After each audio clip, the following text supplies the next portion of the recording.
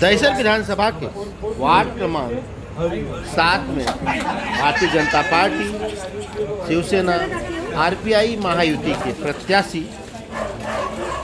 भाजपा नेता गणेश खनकर ने यह देखिए डोर टू डोर गली में जाकर के अपना प्रचार अभियान शुरू कर दिया है। दहिसर गांवठन में वह जनता के बीच जा रहे हैं और भारतीय जनता पार्टी के विकास कार्यों की जानकारी आम जनता तक पहुंचा रहे हैं।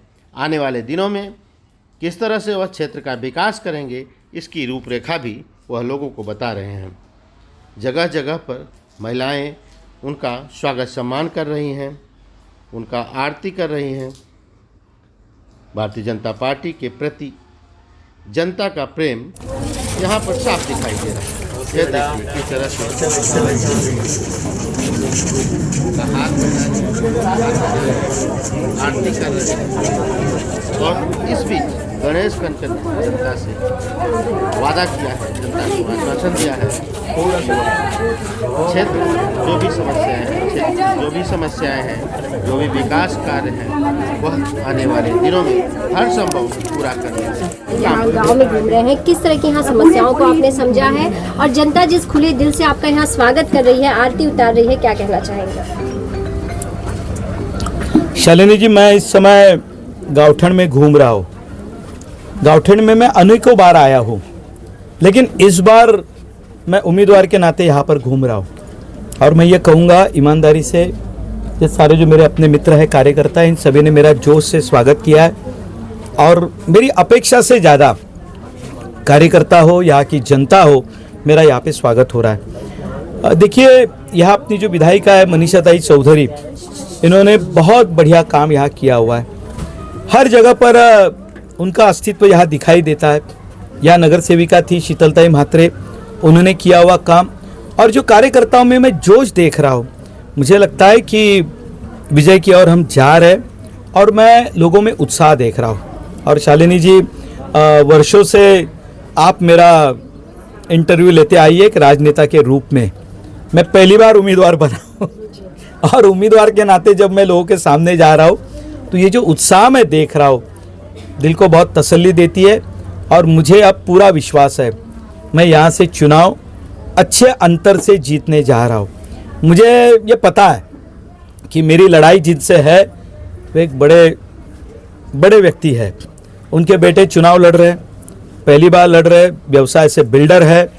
अब वो कितना काम करेंगे नहीं करेंगे वो उनका विषय है, लेकिन जनता हमसे काम की अपेक्षा करती है। और मैं जहाँ खड़ा हूँ, मुझे पता है ये दहिसर गाँवठन है और वर्षों से मुंबई शहर के जो मूल निवासी है, मराठी में कहावत है, भाई मुंबई कोणाची, तो मुंबई आमा आग्रा कोळ्यांची करके अभिमान से वो लोग कहते हैं, और ये सही भी है। लेकिन जिस भावना से इनके प्रश्नों को देखने की आवश्यकता थी, दुर्भाग्य से नहीं देखा गया। ये कोळीवाड़ा जो है, इनका सीमांकन बाकी था। सीमांकन न होने के कारण यहाँ परिवार बढ़ते गए, परिवार बढ़े तो काम होता है, तो मुंबई महापालिका इन्हें त्रस्त करती है। अब सीमांकन होने के बाद में मुंबई महापालिका इन्हें किसी भी प्रकार की तकलीफ नहीं देगी। इनका खुद का अस्तित्व यहाँ पर निर्धारित होगा। ये बड़ा काम मनीषा ताई ने और महाराष्ट्र की शासन ने यहाँ पर किया है। और मुझे लगता है कि गाँवठन होने के बाद इनकी अपनी एक संस्कृति है, इनका अपना एक कल्चर है, वह कल्चर वैसे के वैसे ही रहे। मुंबई भले कितने बदले, लेकिन हमारी मुंबई की एक आत्मा है, वह आत्मा इन गाँवों में बसती है। ये गाँवठन है, इसलिए इसका नाम गाँवठन रखा है। इसी को बरकरार रखते हुए इनकी समस्या छुड़ाने का मैं पूरा प्रयास करूंगा, ऐसा मुझे लगता है। शिवसेना उद्धव का कहना है, उनकी पार्टी का कहना है, मराठी स्मृति की ये लड़ाई है, कैसे आप देखते हैं इसको लेकर? आप क्या कहना चाहेंगे? क्योंकि जनता का उनका कहना है कि इस बार मराठी को ही चुनेगी, मुंबई की जनता, महाराष्ट्र की जनता। चुनावी मुद्दे है, मैं अनेकों बार ये कह चुका हूँ और मुझे लगता है कि मैं आपके सामने खड़ा हूँ ना, मी कोण आहे? मी मराठीच आहे। हे मराठी आहेत, हे मराठी आहेत, हे मराठी आहेत, हम सब कौन है भाई? ये चुनाव के मुद्दे याद कब आते हैं? जब चुनाव का प्रारंभ होता है। अभी आज उन्होंने ये बात कही है, जैसे जैसे चुनाव आगे चलेगा तो फिर मुझे पता है मराठी में जैसे कोथळा काढीन, चामडी सोलीन, तुम्हाला असं करेन तसं करेन। फिर एक तीसरी भाषा आती है, मर्द असाल तर समोरे या। अब मैं मर्द है नहीं है ये जानने का उन्हें क्या लाइसेंस दिया है? ये किस तरह की भाषा का प्रयोग कर रहे हैं? ऐसा है कि हम सब मराठी है और मैं ये आपके सामने कहना चाहता हूँ कि मुंबई पर कोई भी आपत्ति आए ना, मुंबई की तरफ कोई भी नजर उठाकर देखेगा, हम सब मराठी पहले पत्थर उठाकर उसको तोड़ेंगे। हमें किसी ने बताने की कोई आवश्यकता नहीं है। पार्टी भले अलग हो लेकिन मराठी के नाम पे कोई आपको मोनोपोली देके रखी है। अब चुनाव है तो चुनाव में ये सब चलेगा। और दूसरी बात, अब नया विषय आएगा, मुंबई मराठी माणसाची तोडणार, मुंबई इकडे नेणार, मुंबई तिकडे नेणार। तो मैं जो शिवसेना के युवा राजपुत्र है उनसे यही पूछता हूँ कि जब आपकी सरकार थी तब आप वर्ली में, परेल में, जिनके यहाँ पे टॉप फ्लोर पे आप जाते थे वो किसका था? जहाँ पर आग लगी थी और बेगुनाहों की मौत हुई थी वो किसका था? उनके आपके क्या संबंध है? जरा एक बार जनता को बताओ। तो मुझे लगता है ये चुनाव है, चुनाव विकास के मुद्दों पे लड़ना चाहिए। हम मराठी मानुस को क्या देने जा रहे हैं इस पर चर्चा करो ना भाई। ये क्या है सब? मुझे लगता है हम बड़े अंतर से इस बार मुंबई में महायुति का महापौर बैठने जा रहा है। मेरा नाम शोभा नरेश हिंगू।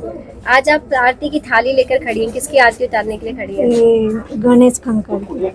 क्या लग रहा है यहाँ पे किसकी हवा है, किसको पसंद कर रही है पब्लिक? सबको पसंद करी पब्लिक, मोदी जी को, मनीषा ताई चौधरी को। उनको मनीषा ताई ने बहुत काम किया है इधर गाउटन में।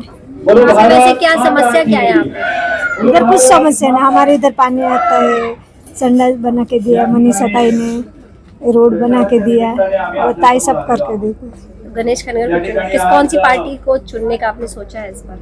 अभी मोदी जी को। मोदी जी। विश्वास इसलिए है क्योंकि मनीषा ताई ने उनको चुना है और मनीषा ताई हमारी पहले से हमारी ताई रही है। ताई यानी हम लोग की सबसे यानी चहीती है। और मनीषा ताई ने बोला है एक बार कि गणेश खनकर अपने काम करेंगे, अपने साथ रहेंगे। तो हमें पूरा विश्वास है कि गणेश खनकर पूरा सब काम करेंगे, हमारा ध्यान रखेंगे, पूरा दहीसर का ध्यान रखेंगे, वार्ड क्रमांक 7 का ध्यान रखेंगे।